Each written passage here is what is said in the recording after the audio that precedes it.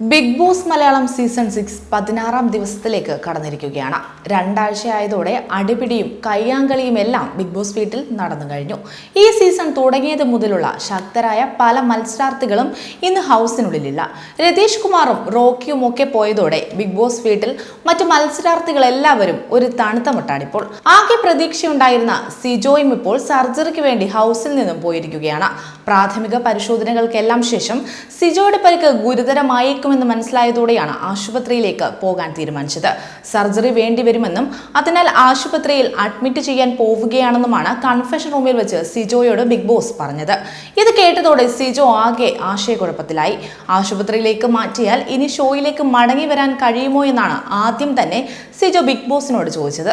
എന്നാൽ ഇപ്പോൾ പുറത്തു പോകുന്നത് ചിന്തിക്കേണ്ടെന്നും ശസ്ത്രക്രിയ വിവരങ്ങൾ ഡോക്ടർ വിശദമാക്കുമെന്നാണ് ബിഗ് ബോസ് അറിയിച്ചത്. ഈ സീസൺ മുതൽ ഒന്നിൽ കൂടുതൽ ദിവസം ആശുപത്രിയിൽ കഴിയേണ്ട സാഹചര്യം മത്സരാർത്ഥികൾക്ക് വന്നാൽ ഷോയിൽ നിന്നും പുറത്താക്കുമെന്ന പ്രോട്ടോകോൾ നിലവിലുണ്ട്. കഴിഞ്ഞ സീസണിൽ ചില സംഭവങ്ങൾ ഉണ്ടായ പശ്ചാത്തലത്തിലാണ് ഇത്തവണ മുതൽ പുതിയ പ്രോട്ടോകോൾ ബിഗ് ബോസ് ടീം വെച്ചത്. ഇത് സിജോ ആരാധകരെയും വളരെയധികം വിഷമിപ്പിച്ചിരിക്കുകയാണ്. കാരണം സിജോ തിരിച്ചു വരണമെന്ന് തന്നെയാണ് ബിഗ് ബോസ് പ്രേക്ഷകരുടെ എല്ലാം ആഗ്രഹം. കഴിഞ്ഞ ഒറ്റ സംഭവത്തോടെ സിജോയെ പിന്തുണയ്ക്കുന്നവരുടെ എണ്ണത്തിലും വർധനവുണ്ടായിട്ടുണ്ട്.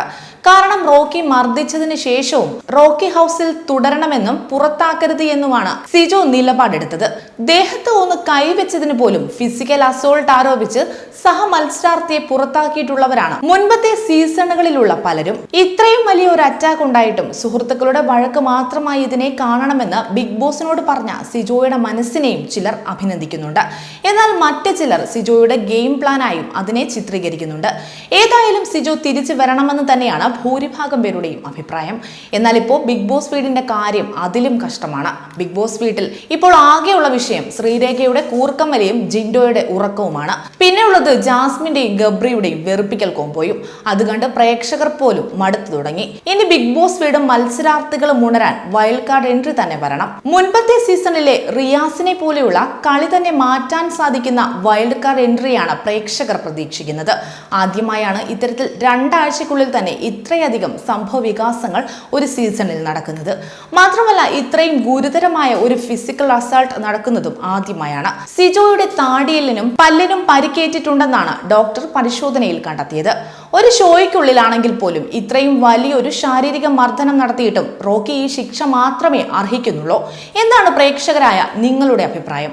സിജോയുടെ വീട്ടുകാർ നിയമപരമായി നീങ്ങിയാൽ റോക്കിക്ക് പണി കിട്ടാനുള്ള സാധ്യതകളും ഏറെയാണ്. മുന്നത്തെ സീസണിൽ രജിത് കുമാർ രേഷ്മയുടെ കണ്ണിൽ മുളക് തേച്ചതിന് രജിത് കുമാറിനെ ഫിസിക്കൽ അസോൾട്ടിന്റെ പേരിൽ പുറത്താക്കിയതിനോടൊപ്പം തന്നെ രേഷ്മയുടെ വീട്ടുകാർ ആ സംഭവത്തിനെതിരെ നിയമപരമായി നീങ്ങുകയും ചെയ്തിരുന്നു.